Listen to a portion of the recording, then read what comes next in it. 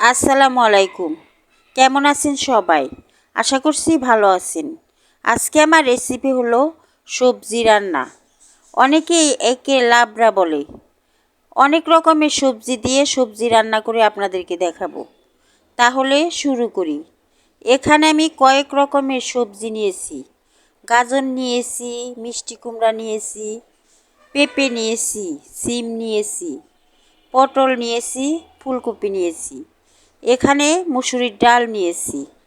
এখন আমি সবগুলা একসাথে মশলা দিয়ে মিশিয়ে নিব। সবগুলা সবজি প্যানে দিয়ে দিলাম। ডালটা ধুয়ে এনেছি। ডালটাও সবজির মধ্যে দিয়ে দিলাম।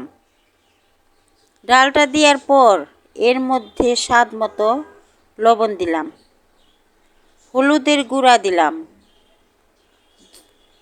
ধনিয়ার গুঁড়া দিলাম, আদা রসুন বাটা দিয়ে দিলাম।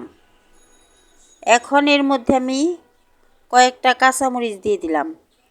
এখানে আমি লাল মরিচ দিলাম না, কাঁচামরিচটাই দিলাম। এখন পানি দিয়ে ভালো করে নেড়ে চেড়ে মশলার সাথে সবজিগুলা মিশিয়ে নিলাম। এখন রান্না করার জন্য আমি চুলায় চলে যাব। রান্না করার জন্য চুলায় চলে গেলাম। ঢাকনা দিয়ে ঢেকে কিছুক্ষণ রান্না করলাম। এখন আমি ঢাকনা তুলে সবজির তরকারিটা নেড়ে দিলাম। এখন সবগুলো সবজি আমি কষিয়ে নিতেছি। আবারও ঢাকনা দিয়ে ঢেকে দিলাম 2-3 মিনিটের জন্য। 2-3 মিনিট পরে ঢাকনা তুলে আবারও নেড়ে দিলাম। এখন নেড়ে দেওয়ার পর এর মধ্যে আমি একটা ডিম দিয়ে দিব। একটা ডিম ভেঙে দিলে সবজির তরকারিটা অনেক মজা হয়। আমি ডিমটা দিয়ে দিলাম। ডিমটা দেওয়ার পর আবারও নেড়ে চেড়ে ভালো করে ডিমটাকে ভেঙে সবজির সাথে মিশিয়ে নিলাম। মিশিয়ে নেওয়ার পর আবারও ঢেকে তরকারিটাকে সবজির তরকারিটাকে কষিয়ে নিব। সবজির তরকারিটাকে আমি কষিয়ে নিলাম। এখন তরকারিটা সবজিটা আমার কষানো হয়ে গেছে। ঝোলের জন্য পানি দিয়ে দিলাম পরিমাণ মতো। আমি এখন নেড়ে চেড়ে ঢাকনা দিয়ে ঢেকে 3-4 মিনিট রান্না করব। এখন আমি ঢাকনা দিয়ে ঢেকে দিলাম। 3-4 মিনিট পরে ঢাকনা তুলে সবজিটাকে নেড়ে দিলাম।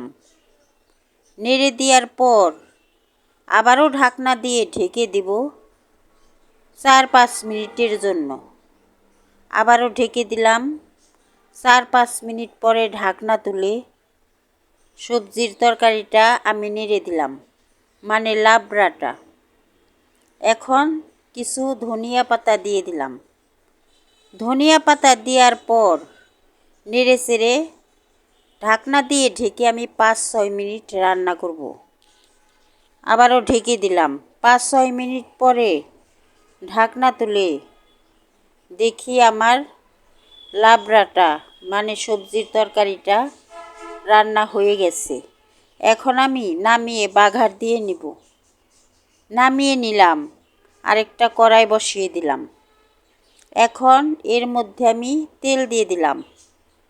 তেল দেওয়ার পর রসুন আর পেঁয়াজ কেটে রেখেছি এই তেলের মধ্যে আমি দিয়ে দিলাম। এখন রসুন আর পেঁয়াজটা আমি ভেজে নেব। রসুন পেঁয়াজটা নেড়ে চেড়ে এর মধ্যে 3টা তেজপাতা দিয়ে দিলাম। তেজপাতা দেওয়ার পর আবারও নেড়ে দিলাম। এখন একটু ভাজা হলেই এর মধ্যে আমি 1 চামচ গোটা জিরা দিয়ে দিলাম। গোটা জিরা দেওয়ার পর আবারও নেড়ে চেড়ে ভালো করে পেঁয়াজটা আমি ভেজে নিব। পেঁয়াজটা আমার ভাজা হয়ে গেছে। এখন যে লাবড়াটা সবজিটা রান্না করে রেখেছি তার মধ্যে বাঘার দিয়ে দিলাম। বাঘার দেওয়ার পর আমি নেড়ে চেড়ে ঢাকনা দিয়ে ঢেকে কিছুক্ষণ রান্না করব।